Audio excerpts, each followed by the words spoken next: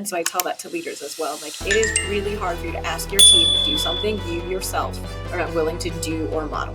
So with that, it's almost like a quick gut check of, okay, all right, maybe some of these things are me. And I don't like out the gate say that, but it's true. Like, you have to model the behavior you want to see from your leaders. So we start with that. And then very basic that we learned like in school, who, what, when, and how are we going to do this? So I can hear every lofty vision, every $1 billion idea. And my first question is, all right, well, how are we going to do that? We're all Mavericks. Welcome to Momish Mavericks. With your hosts, Maynard and Tobe Breslow. We're Olim and Gayrim. And we're also entrepreneurs and marketers. October 7th changed everything, including the way we do business. This is the show that realigns your business and goals with your values and people.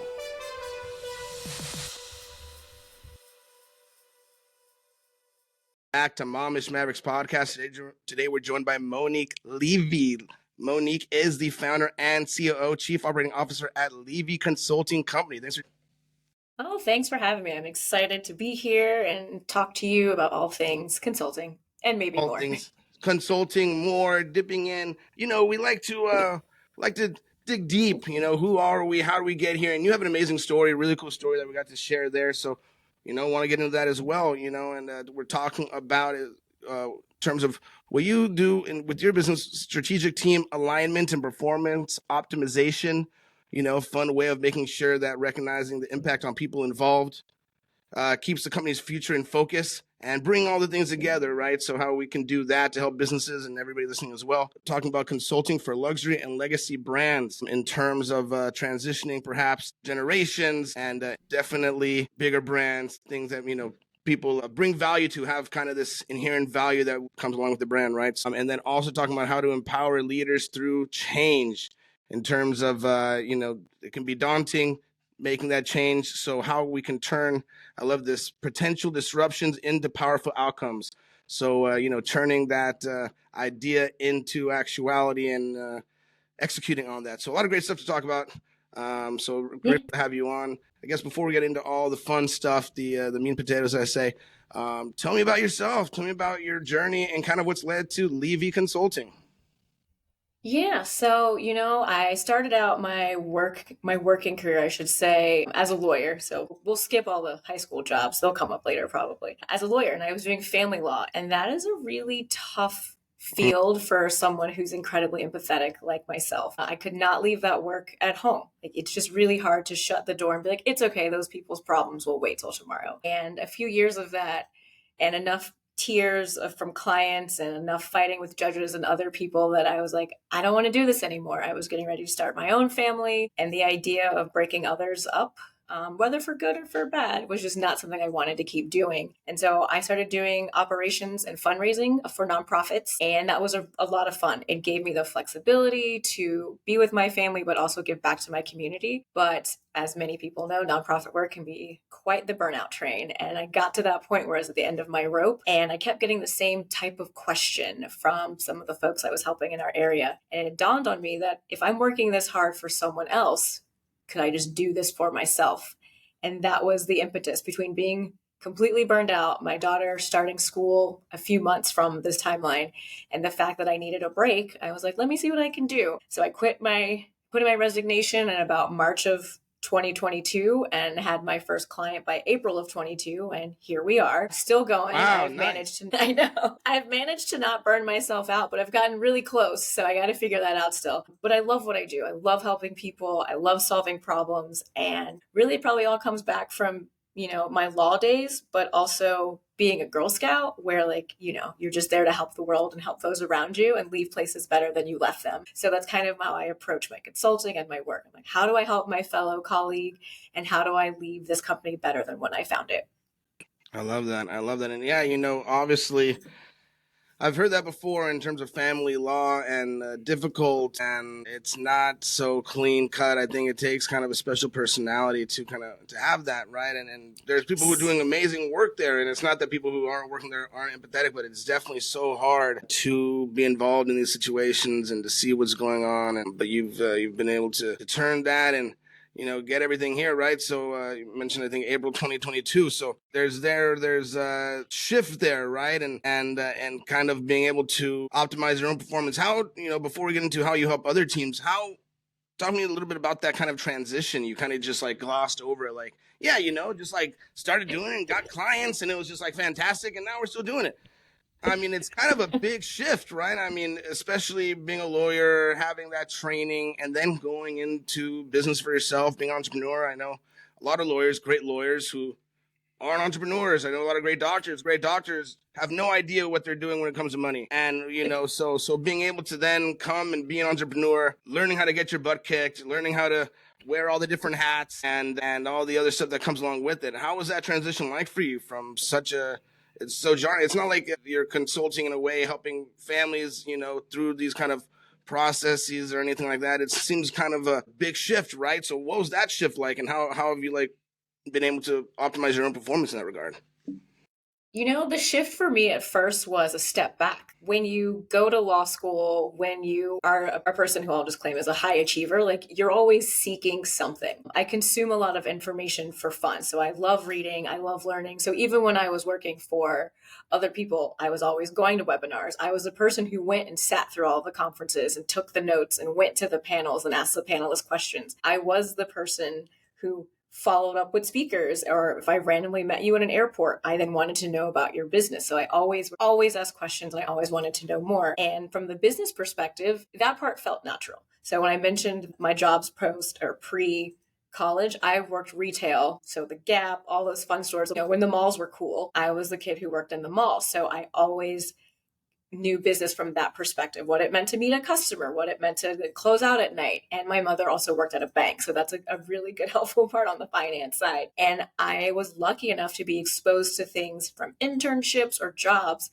that were from a business perspective that just combined with the information I had. And back to Girl Scouts, I've been selling Girl Scout cookies since I was about 5. And so Yeah. that's probably so that'll help you teach you to, find your target audience, set a goal for yourself. You've got a product that people need, and how to overcome objections. So like I've been doing this sales stuff naturally for a very long time, especially for me. Like I said, I love what I do. I love helping people. And when you love what you do, it comes a lot easier. I don't feel like I'm selling anything to anybody. So the transition for me was actually more fun, that I was like, oh, I finally get to help my friends and actually work with them, as opposed to like the one-off lunches that we'd have. I'm like, have you tried this or that? Like we could all finally work together. But what was nice about consulting is that I get to say no. So like I don't take projects I don't like. I also turn down offers to come on full time. I'm like, no, I only want to do this specific type of work. And if people know that you're one, committed to working with them, but 2, your work can speak for itself, or 3, that you're just willing to, show up, then the clients kind of follow from there. But that transition for me was actually really nice because the work changes. For me, a regular job was the same thing every day. Consulting is something new, sometimes every hour. And there's no short of like, oh, what is that? And I will say that for me, a part of it is I'm very, very nosy or curious, depending on who you're talking to. So I love hearing about what people are trying to solve. And so for me, every day is just like, tell me more about that. And it just feeds this like never ending curiosity is really. So for me, the transition felt like I should have always been doing this, but now it's more like, how do I get more? How do I help more? How do I bring other people on? Like now it's like another beast that I need to feed of like, well, I've got this down. What's next? Yeah, no, that's great. Being a type A personality definitely goes far. I'm not a type A personality. I'm somebody that I don't know if I believe that. I have to I've trained my brain over many years how to use my brain. I'm grateful.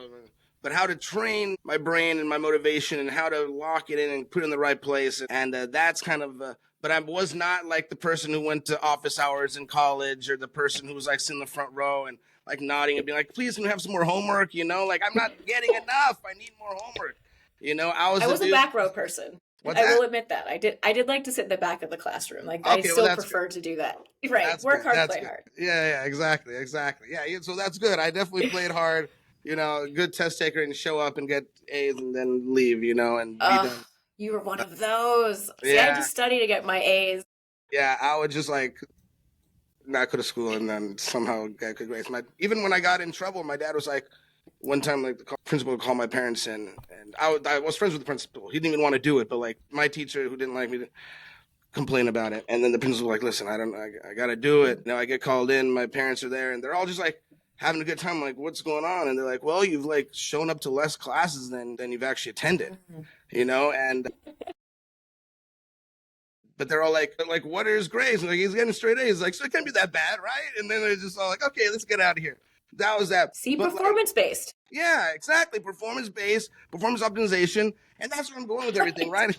So I appreciate that segue because, I think, well, first, you mentioned about, the Girl Scout cookies and having that kind of drive and how it was kind of, in a way, a step back or more even into you were just always kind of built like that. Entrepreneurship. It's like, it's hard because I hear you and it sounds like you just took it like fish out of water, but you didn't have like you had a little growing up, but so many times like people grew up around it or they were like that and they're just like the only thing they could do and you're like, no, I'm gonna be a lawyer, but it's just not even enough for me and I don't even I need more stuff, right? Yeah, it's for me, like my parents both had to work. I'm even thinking about, I have a second cousin who started a law firm when I was in high school. So I got to intern with her for a few summers. And she also connected me to other lawyers who ran their own firms. So I was able to have my understanding of entrepreneurship through other people. But as far as my personal upbringing, my mother worked at a bank and my father was a welder. So they both went to their 9 to 5s. They both had PTO schedules they had to adhere to, all of these things. And I also just remember the lack of freedom for certain things. And it wasn't like my mom worked at a great bank before when banks were still fairly local. And I mean, a great community. Some of the friends that she had at the time still keep in touch with me. Like it's one of those things that I would not trade for the world.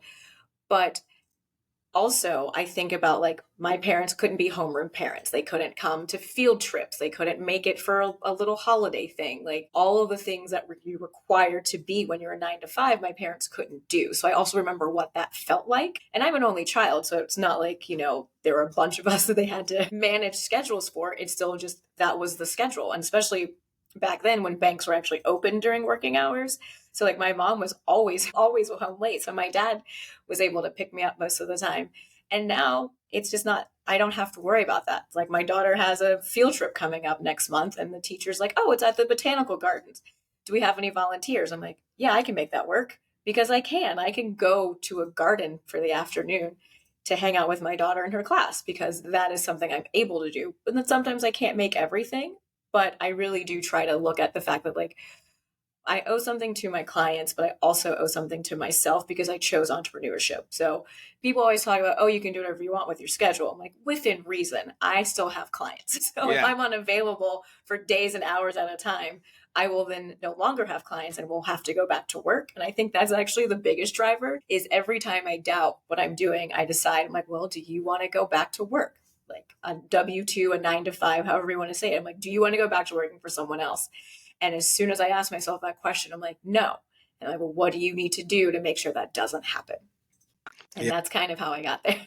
Yeah. And I appreciate you sharing that because not to belabor the point, but this is like one of the things that I find so fascinating is how do we all get here? Like, how do we get into these crazy things? Like, I just think I'm like Meshuggah, like, and we kind of all are to go and do what we do. But it's like the only way for me, it's really the only way. So I always like love hearing that. So I love how you share that. It's like you had the opposite kind of effect where you were aware, you noticed, and you're like, that's kind of a bummer. Like my parents just have no freedom. They have no leeway.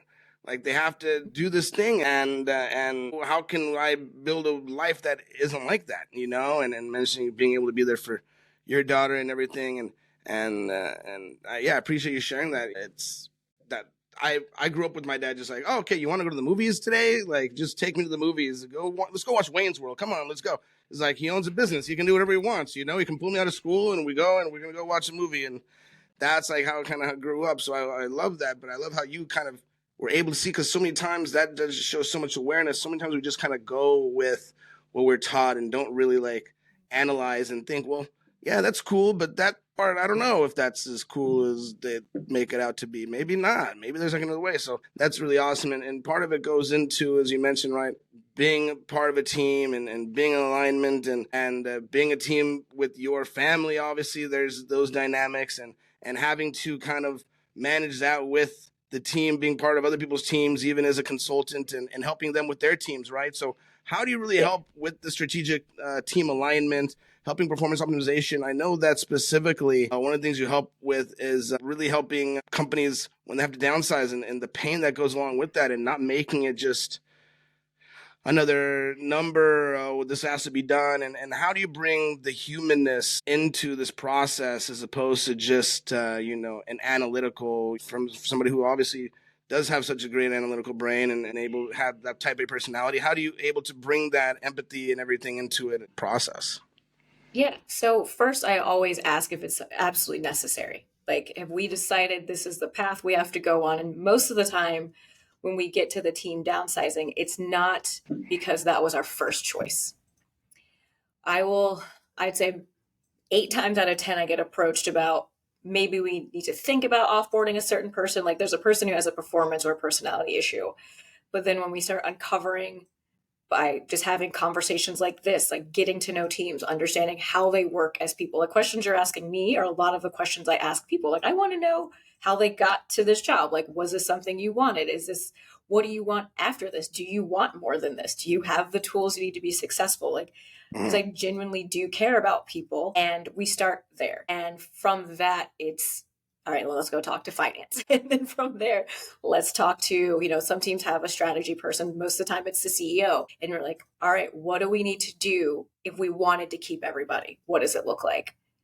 And then most of the time it's like, okay, well, to keep everyone, everyone needs to be an A player. Everyone would need to hit all of their deadlines. And then, okay, let's say everyone does that. Then it's, well, we don't have the budget for that. And depending on the type of industry, it becomes, all right, well, can you make more products? Can you sell more things? But if you're, say, a government entity, a nonprofit, or someone who gets funding from other places, that is not an easy question. And I'd say half of my clients fall into that category of having not enough control over their revenue.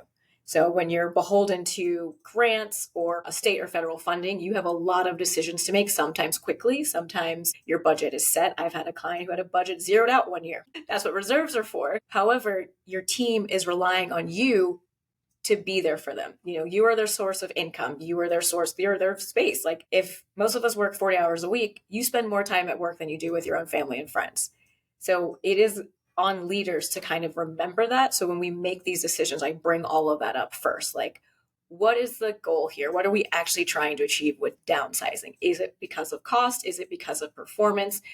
And from there, we kind of branch off. If it's performance, then we talk about that's where we get very analytical. Like, I want to know, is this person chronically late? Is this person always missing deadlines? Is this person rude or mean to other people, which does happen? Is this person holding up communication? Is this person a roadblock, which happens a lot? And then from there, we kind of, if they don't have performance management set up, like as far as a system, a process, however they want to do it, then we go that route to keep it analytical. Because what I'm trying to do is remove the personal feelings we have towards staff that we need to let go, terminate, whatever term you want to use.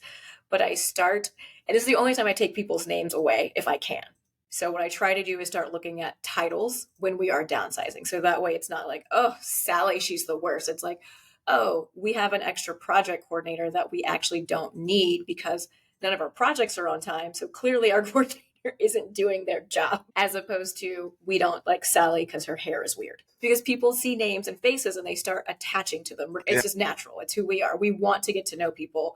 But also when people annoy us or do something, then we start thinking about the other things that annoy us. It's almost, and I use this framework depending on the client, like dating. At some point, it's time to break up. You and that person probably know it's time. It's just who's going to pull the trigger on that. Who's going to break up with who first? Yeah. I would say 9 times out of 10, outstanding of what's currently happening in the US Department of how we do layoffs and terminations these days. I'd say last year and beyond, just most people who needed to be let go probably should have just quit. And they knew that. We get comfortable. And so that's also part of why we do the interviews, because more often I get to ask, are you actually happy in this role? And no one has typically asked them that up until I got there. Like, is this something that you want? Is this fulfilling? And if someone wavers or like, not really, then it's a lot easier of a question of, hey, let's find something that works for you. And leaders, with their permission, then we kind of get to offboard together, or we're like, hey, let's help you find something, either a different role in this department, or let's connect you with somebody within the community, or we'll be a good resource for you. Because that's a better way, is to either get people to realize that I don't actually want this job in the first place. Because more often than not, if you're a low performer, it's either something that's happening at home or in the outside world that you're bringing into the office. And a good leader, a good colleague will catch those things. And so you have that friendship to work through. But if you don't have the time or you don't have the bandwidth, then you just watch a staff member kind of just phone it in. But that person knows. More often than not, they know, unless you're being caught off by surprise. But I have been lucky enough to not work with those people because, like I said, I get to say no. So, and from the very beginning, I don't like working with people who are just here to fire everybody, rip a bunch of Band-Aids, and be completely heartless about it. There always has to be that one-on-one of, who are you? What are you trying to do? What's the culture you want to build? And if you're the kind of person who just fires people willy-nilly, you will never get trust from your team. But if you're the person who lets people go for analytical reasons or for tough reasons, and you're honest as much as your legal or HR will allow you to be, then you just have a better outlook and a better turnaround. Like, for the most part, we always try to work with teams to get their people to rise to what they can be. Yeah. But that doesn't always happen. Not everybody wants to be better, and that's okay too. But also, as employees, your happiness is only in your hands. And so remembering that you can't take that from work either. So I always try to make sure everyone realizes that this is a two-way street, because at the end of the day, work is transactional. Yeah, exactly. You go to work to do something. People that are like, your boss pays you to do something. We're a family here. It's like, I'm pretty sure we're not a family. I'm pretty sure that, certain situations you just get rid of me, or, you're going to figure something out. You're going to find somebody. Don't worry. I'm not your family, so it's kind of a little bit cheesy. And I think that goes into, it's a very interesting topic, because you mentioned, asking them, are you fulfilled? Right. And my initial reaction is like, well, who's going to be like, no, I hate it here. It's like, next, it's like, and you probably, maybe you get it, or maybe not those exact words sometimes, but like, you've been doing this, since 2022. So it's not like a generation thing, but do you see that, that maybe there's a lot of individual aspects to what you're doing? Obviously, like, some may think, oh, that government's an asshole, but really they have some, neurodiversity, that they come off a little odd to people, or whatever, have ADHD. Somebody may be on the spectrum somewhere, or maybe generational thing where, where maybe a younger generation, I don't know if this is even the case, but think having a different relationship with work than maybe it's somebody in their same position, an older generation, and they're just like, listen, it's my job. I'm not going to like love it. I don't know what to tell you. Like, do you want me to like marry my job and be here for 40 years and get like a pen? Like, I think, it's like, I think, there's like people like look at his situationships. Like, I'm going to be here for a couple years and I'm going to like, leverage it to like a better position. I think they probably want that too, and yeah. What kind of nuances do those kind of come up in these kind of situations, and that you notice? The best kind, actually. It's when people will be honest and the nuances come up, mainly because that helps take away the fact that it isn't personal. Like, anyone, like, for example, when you mentioned neurodiversity, once we learn that, then you're like, hey, did you know we can accommodate? Like, the hard part, especially with certain types of workforces, is that bosses can't just outward say, hey, do you have something that I should know about? Like, you're not allowed to ask. Unless you can get to know people. However, it's honestly better to like know those things, and just like, it would be. I just want you to know, like, I'm on the spectrum, so like, I don't mean to like be short or whatever. I didn't even notice it. I'll be honest with you. I didn't even know that's not how my brain works, or whatever else. And so it's almost a disservice, but I understand why. No one is just, here's my HIPAA, whatever, here's my medical records, and that's also not good. But it kind of puts people, both sides, a little bit disadvantaged. It does. And I've noticed that it puts us at a disadvantage. But once you find out, you're like, hey, we can accommodate. Because like, that is one thing that we are allowed to do. So once we know, you're like, I can accommodate. Do you want this type of meeting? Do you rather, is email better? Or throw an emoji at the end of it. Like, depending on the culture that you're in, just it's helping people be their best and meeting them where they are instead of trying to force them into like this specific professional box. Because if that's what you want, then you may not get that out of everybody. But if you've got a really good person in something like communication, like they're just short with everybody, let's find out. And if it is something like spectrum or ADHD, or we're just not, the meeting format doesn't work, let's work with them to make sure everybody can, be their best. But those are the things that actually make us all human. And when you start learning that and leaders start learning that, they're like, oh, I also share that, or I didn't know that about Sally. And so that's actually kind of cool. Like you see people, they almost like you can watch their body language start to relax. And so, right, like people don't necessarily tell me right away they don't like or dislike their job, but body language tells you everything. And I would say for the most part, people want to be heard out of anything I've noticed, especially generational. So, I mean, we've done interviews with teams where the person is like in their ease as the oldest, and there's someone on staff who's like fresh out of college. And this is all the same workforce. So, of course, they're going to have different views about the workplace and what's expected. But the one thing that remains common is that no one really ever asks how they're doing, or what they need to be successful, or what they wanted out of the role. And just that moment of someone actually caring is enough for them to be like, oh, okay, yeah, I do want to talk about the software not linking up and I'm always being kicked out of Adobe. Like something as simple like that was causing a huge delay on like one department because none of their department software, like the licenses, would expire in random times. Yeah. A very, very easy fix. But if no one knew about it, or no one could like express their frustration or ask like, what's the deal? Then we couldn't fix it. Those conversations also lead to like really silly things like, oh, did you know our computers are all 10 years old? I'm like, no, I did not know that. It's Thanks like, I'm for kind of sharing. slow because, I mean, listen, I'm working with an old Right. operating system and I don't know what to tell you. My thing, I want to throw it against the wall half the time and they won't give me any computers. So that's kind of how it is for now, And it's like, oh, well, I didn't hear that. I didn't know that actually. So yeah, that would be good information. Mm-hmm. And I mean, I guess it's such a great topic. We could spend the whole time on this, but before we move on, I do want to ask as well. Like, has there been an issue? Has there been like an instance where perhaps you're like you said, you don't want to work with people who are just like, get rid of them. We're gonna axe everybody, and that's how it is. Has there been an instance where you're like, you come and make the assessment and you talk to financial and they're like, yeah, we kind of got it. But then you talk to the person that you thought you were going to ask and you're like, oh, like that brings a whole nother perspective to it. And they end up not getting the axe, or is it kind of like, it's kind of like, well, sorry, your head's on the chopping block already. And that's kind of the way that it is. Has there been a way where you've been able to backtrack and been like, you know what, like Sally's fantastic. You guys got it wrong. You guys are not setting her up for success, and she's actually fantastic. Yeah, that has happened where there was one particular department that perceived from the outside, from everybody else in this organization, they didn't know what they did. We weren't sure why we had these people. Complete waste of funds. We don't know what they're doing. This department should go. And the leader of that department at the time said the same thing. A few transitions of the leadership, another leader comes in, reevaluates, and this team now reports directly to, the main, like the second in command for this organization. And all of a sudden, everyone's like, oh, that's really helpful. I didn't know they did that. I didn't know they could help me with this. Oh, I didn't know that we were supposed to be working with them, because everything had gotten so siloed, but also because of one or two brash personalities, the ones that needed to go.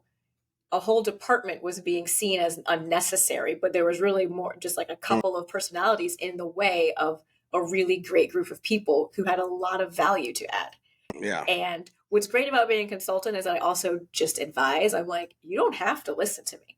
You should listen to me, but you don't have to. You're paying to listen to me, but ultimately it is up to the CEO, the founder, the board, whoever, to make final decisions.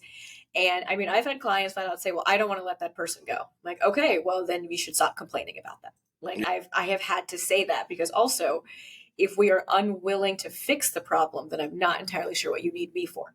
Yeah. That sounds like a therapist or a best friend at this point. And I'm happy to be a best friend, but that's a very expensive one to just talk to about work all the time when you don't want to be solution oriented. Because I'm happy to fix problems and I'll hear about them for like about session or two. But even my friends know that I have to be the person who's like, do you want me to give you advice? Do you just want me to listen to you right now? Because I'm very quick to be like, all right, well, let's solve this. Because I don't want to hear you complain, is honestly how I feel. Like, I don't want to hear it. I want to help you fix it. No, it's great, and I think that that's part of the issue too, right? Is as companies grow, people are have the entrepreneur mindset and haven't transitioned to maybe a more enterprise kind of mindset, a little bit more business oriented mindset. Still want to wear many hats, or still want to, have things done their way, as opposed to kind of empowering the people that they've hired to manage maybe certain teams or whatever, and they just kind of see it in a certain way. Tell me about, we talked about from the employee kind of place, and that kind of change. Talking about like empowering the leaders through change, the different changes, and how you can kind of take it from to having their lofty vision, and being able to transition them into a better leader. Like you said, like, listen, I've been hearing it, and this is kind of the issue here, and going about that, is that something that they identified at the first, and they kind of came to you with that, and you knew that that was kind of going in, like, okay, cool, Yeah. like this is where the bottleneck is with the leader, or is it like, oh, okay, I get it now, I've been here and I totally get it now, it's actually the you, it's been, and you gotta like kind of like transition to that. I mean, and empower them, right? Like that's the goal, right? Not to like Right. break them down. Like, pay me money. You're a piece of trash. No, it's a fine line because I will say I usually get asked when something's either on fire, about to be on fire, or we're just at our wits' end. And it is not always the leader being the bottleneck. There's something there, but as the conversations go, you're like, okay, so some of this might be where you step in. But that's just how we talk about accountability in general. And so I try to frame it as you have to hold yourself accountable in order to hold your team accountable. And one of the things I think I learned while parenting is that, I mean, I will say for me, my parents were the do as I say, not as I do people, but we all know that's not really helpful. So for me in my own parenting, I'm like, I won't ask my daughter to do something I can't model for her. And so I tell that to leaders as well. I'm like, it is really hard for you to ask your team to do something you yourself are not willing to do or model. So with that, it's almost like a quick gut check of, okay, all right, maybe some of these things are me.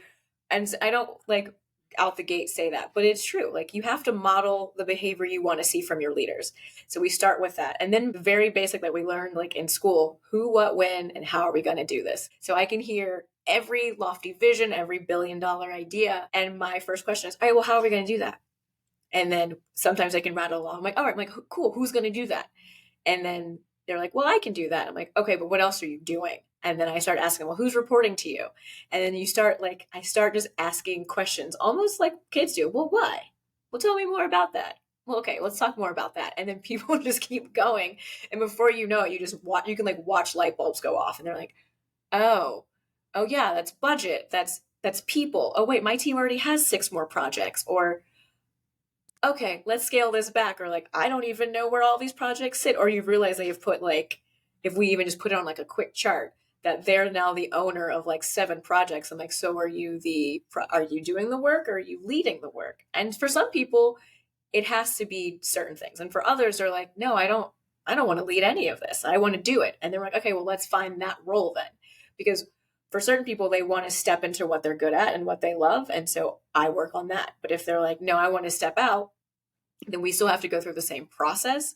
But most of the time it's like holding up a mirror. Everyone knows. Like, I will say the work I do is no ego. Like, Yeah. if you're calling me, it's because you are aware there is a problem, not necessarily a big one, but you want to work on something. I would love to be called when people are like, hey, let's fix our foundation. Let's get everything ready before we do stuff. Because then that's fun and there are no problems and we just make them up to avoid them. But once there are problems, there is already aware of self-awareness that's happening. And that's the part where people actually thrive. And that is how I'm able to bring the best out of them, because you've already entered the space of wanting to be better. And so I am just there to walk alongside you, help ask the right questions, but also be a voice of reason, because I will say 90% of our clients don't have a number 2. There's no ops person. There's maybe an office manager or a really good assistant, but there isn't that secondary leader where you can just have your moments of vulnerability. Leaders have to show up every day like they know what's going on, like they've got all the right ideas, that they've got all the money in the world. And that's not a realistic idea of a leader, but we still put that on our leaders. And it can be very lonely for them. So that transition when things are tough or when things are great are still highs and lows that they have to typically celebrate by themselves because they have to be a leader first. And for me, I get to be that person where they're like, I want to fire everyone. And I'm like, well, no, you don't. They're like, I know, but I just want to say it out loud. And you're like, you're right. You should say it out loud. Or you want to walk out of a meeting and use some really awful expletives. I get to hear it. And then we're like, all right, now how do we turn that into a really nice email? I allow the leaders I work with to just be themselves for that time so they can get it out and then go back to like doing what they need to do. I was told once by this absolutely wonderful PR professional, like I wanted to write a resignation letter and I was so mad. And she's like, all right, write the resignation letter you wish you could write. And I did it in a Google Doc so I didn't accidentally send it. But by the time I was finished with it, I was like, oh, I would never send this to anybody. This is terrible. But I was able to just get it all out and have this external space to feel heard and then regather myself and send a very nice like 2 sentence thank you so much for your for this opportunity type of letter. And I get to do that. Like I get the opportunity to have people open up and trust me. It's because I also genuinely do care about them. So I will say that every one of my clients knows I care about who they are as people, their well-being, their happiness outside of work. One of my clients I helped them get engaged. Like I remember when they met their person and their first date. Yeah, because your work life bleeds into your personal life. And if work is going well, your personal life gets to go well too. And so as leaders, that part gets a little sticky because you're so focused, especially for founders. Like you're so focused on the business, so focused on everything that like everything starts to just get blurry outside of work. But if that stuff is blurry, work starts to get blurry too, because now you only have one thing and we all need more than just. Yeah. And, I think that that's such a great point what you mentioned about not just like coming in and like telling people you ask questions, and I think that that is the mark of a great communicator and a great leader in your own right, in the sense of letting it be someone else's idea, right? Asking the questions, and that's kind of the part of empowerment as well, where a person doesn't feel like they're being forced. And this was something that I also work with, in my.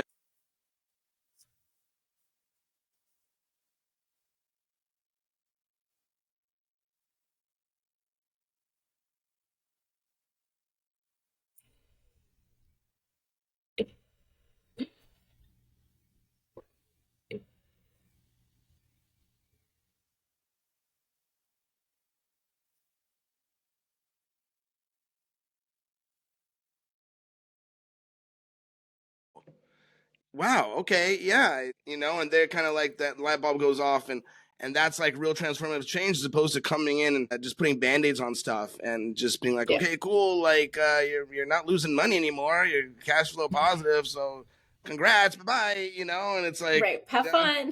yeah, have fun, see you in 3 months, when another thing comes up, No, you're absolutely right. Because most of the time, people, I would say 80% of the time, the people have the idea already. There's just so much other things clouding what they're trying to focus on that they just can't pull the idea out or they can't flesh it out. So yeah, and also I am happy to give the idea. Like I would rather something I say be like either spark an idea or be like, oh, can I take that? I'm like, yes, that's the whole point. I am here to just give you ideas. I want you to be successful. Because for me, the idea comes from when we're like working together. So I don't just like walk around with a bank of ideas in my head that I want to throw out. It happens when I have a conversation and then I go for a walk with a friend. And I'm like, that's how I'm going to solve that. Or I'll watch a movie and I'm like, oh, that's how I solve this problem. Or read a book or talk to a new friend or an old friend. And because I pull inspiration from everywhere. And so by asking questions, it's how I'm able to relate to my clients and like find what works for them best. Because like we mentioned earlier, there's all these frameworks and processes and all these things that people can just force, or you can find something that resonates with you and find a framework that you can follow, because then it also makes it easier to model the behavior, makes it easier to be accountable because it's something that you actually believe in. Yeah, no, amazing. And I guess as well, how does this contrast in terms of legacy brands, working with legacy brands, working with luxury brands, legacy brands, kind of come in and we're talking about family-owned businesses, passed down generations, and they have certain ways of doing things, or maybe there's different, even deeper seated stuff. You talk about not being a therapist, right? I can imagine you get through. So you could be, getting close to your PhD there in this field, especially when it comes to the family-owned business, and be like, okay, there's a lot of stuff going on here to unpack. Right? How does that contrast there? And is it something that you enjoy doing? Luxury brands, legacy brands, and they differ in what they do with the execution. Yeah, I really enjoy that work. Family-owned businesses are one of the things that are true to my heart because while I'm the founder of my company, my husband works with me as well. So we are a family-owned business, and we joke that one day our daughter will also take over. And his brothers have helped here or there. So it's one of those things that we strive to be a family-owned business, and we have worked with other family-owned businesses because the dynamic is very different. Because you're absolutely right. You can be a little more frank and curt when it's your brother or your sister. And sometimes you just kind of have to let it happen. Like I have been in a conversation where I let the voices get loud, and finally I was like, gentlemen, just like a really quick, almost like your mom would say, like, cut it out or enough. Because like first name, middle name, it's like, right. Oh no, my middle name. Right, Shock back to reality. Like, there are other people in this room, and remember, this is a business setting. Yeah. But you have to, because it is a very different dynamic, because you are also trying to preserve a relationship outside of work. You aren't going to just fire your sister. And if you do, it should have been a conversation you had when you started working together. If you had to hire and so we treat family-owned businesses with a little more care, and that I bring in, the accounting and the lawyers, like all like CFOs that I work with, all my more external partners, I bring them in more frequently with family-owned businesses, because that is where we do get a little bit more black and white to help with the feelings. So it's like, all right, your partnership agreement, there needs to be a tiebreaker.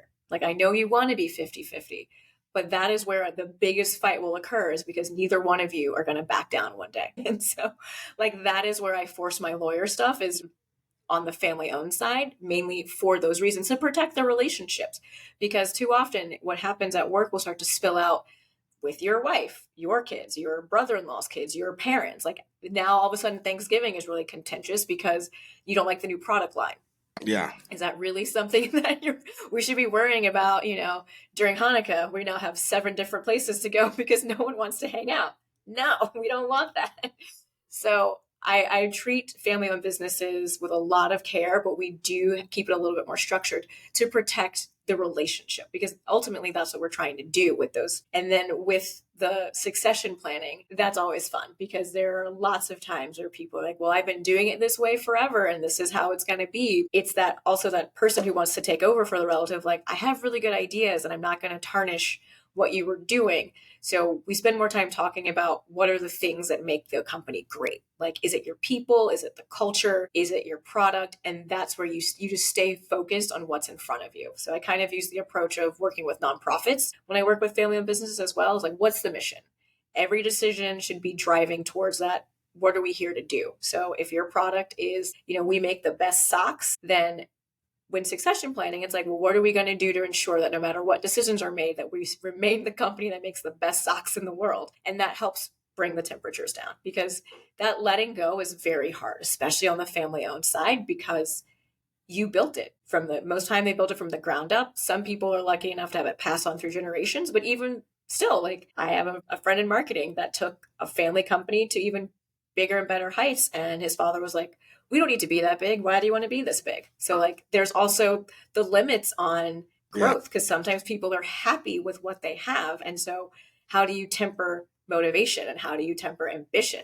You don't. So you preserve the relationship, and then you just remind everyone that you all want the same thing. And that's what happens with a lot of families, is that we just forget that we want the same thing. We want to be successful. We want the company to do well. And it's just reminding that that's what we're here for. So yeah, there's some mediation that goes on in there, but people don't realize that's what's happening. Well, maybe now if they hear this podcast, they will. But it's a way to make sure we're all doing what we need to and getting what we want, but also remembering that we're on the same team here, and that we're not trying to fire, your brother or your sister. And if that's the case, then it's handled very, very delicately. Yeah. and I try not to be overly involved as much as possible. No, and But it does happen. yeah, it's definitely a tough situation in that regard, but it's also fun and rewarding. And I Yes. grew up in that kind of environment, and it's good. My dad, multi, fourth generation kind of stuff, and from Kiev to Mexico City to LA, and different businesses, different generations, all that fun stuff. And you mentioned there, obviously, one of the issues being, hey, you know what, the kid is ready to take it to the next level, and the Mhm. parent is like, what do you mean? Like, what's wrong with what we got? Like, it's great here. We're well known in the city. I'm the king of mattresses here, And it's like, and he's like, I know, but wouldn't it be nice if you were the prince of mattresses in Los Angeles too, Dad? Or whatever. And I guess that what has Levy Consulting done as you've grown over the past few years and brought on family members to continue to grow, and what are kind of strategies you've employed, and kind of what are the challenges that you're facing now in terms of maybe taking the next step as well? You know, the hard part I have learned with, and I think this is for, especially for family owned businesses, but I think business in general, when you have a specialized skill set, finding the right people to come in and do that. For my husband and I, our roles that led us here were similar in that, like, he was great with, building teams, great with meeting people from different generations and building a process and procedure to keep things, to have someone else take over and run. And for us, it was natural to work together. We have found that if you have different work styles, it's really hard to work together. And bridging that gap can be not very easy. Sometimes people become silent partners, or sometimes people just use their skills a different way because it starts to be a hindrance. So, like, for us, it's finding the people who can jump in without a lot of training. Like, I will say, we're a small team, but we have a specialized skill set. So I would love to spend one day, hopefully, my afternoons training the next round of project managers and fractional CEOs, people who really love project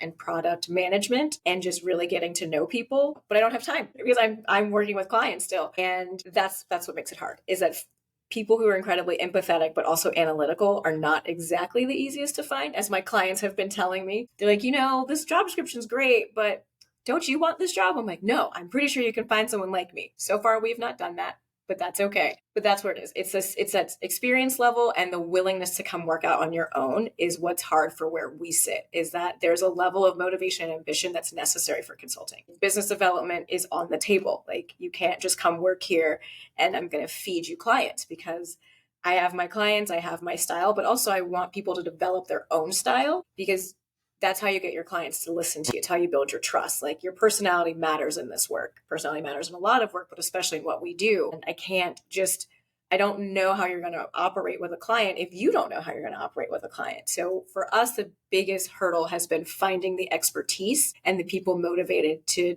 want to jump in and do this type of work.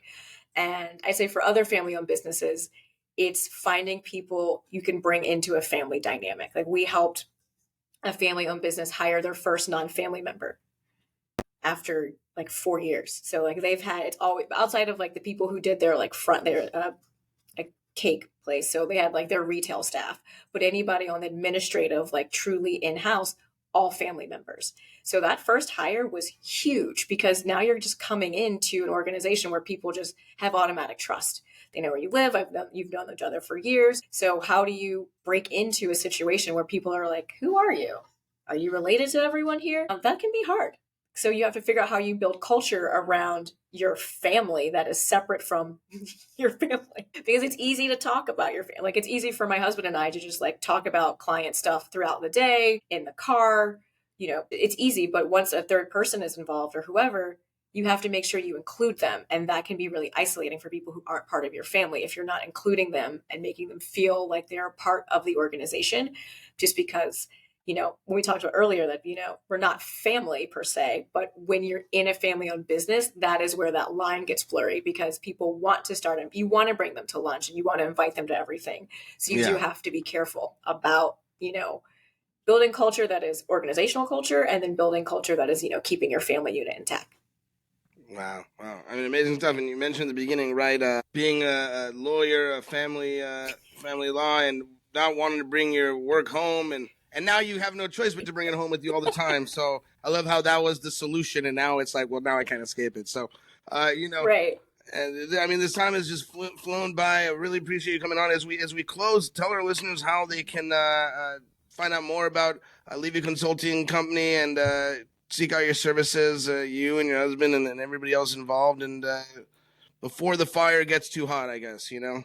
Right. Well, I mean, definitely our website, levyconsultingco.com. Very easy. Or you can find me on LinkedIn, Monique Perez Ram Levy. I will say the other Monique Levy, wonderful woman. If you accidentally befriend her, she will send you my way. We are friends on LinkedIn. I love that. That's great. Yeah, there is another one of me. So yes, but LinkedIn or my website. And if I'm happy to answer any questions, I truly do love getting to know people first before we jump into any work. So always reach out. Amazing, amazing. Everybody check out there. You'll have all the links there. Going back to the real, they're both real, I guess, right? But this Monique Levy and being able to reach out and connect in that regard. So Monique, amazing. Grateful to have you on. Grateful to everybody else, wherever you're listening as well. And a lot of great stuff, a lot of great value. I could have, talked forever. And, but I really appreciate you coming on. And yeah, you should be blessed to continue to see so much more with your family business and growing it and maybe even bringing more family members, that'd be cool too, and helping other families. So great stuff. Appreciate you. All the best to you this year and beyond. Awesome. Thank you so much for having me. This has been great. We'll have to do this again soon.